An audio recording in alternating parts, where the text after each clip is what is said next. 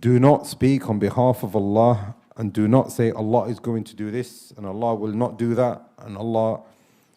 And in this we have a very important lesson and a message as well. That a lot of the kuffar, they say, well, what do you think Allah is going to do with this person? What do you think Allah is going to do with that person? What do you think Allah thinks of this person and that person? We say, listen, Allah subhanahu wa ta'ala has given us a religion.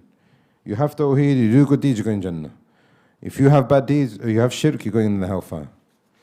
So a lot of people, they will say that, what does your religion say about this? The religion says this is a good deed, the religion says it's a bad deed. If you do this, you go Jannah. If you do that, you go to the hellfire. But that's not me saying it.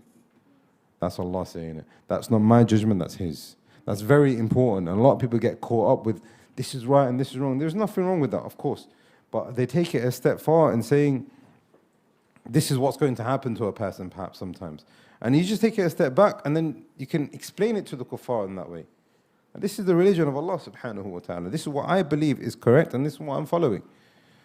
And on the Day of Judgment, Allah is the one who's going to decree.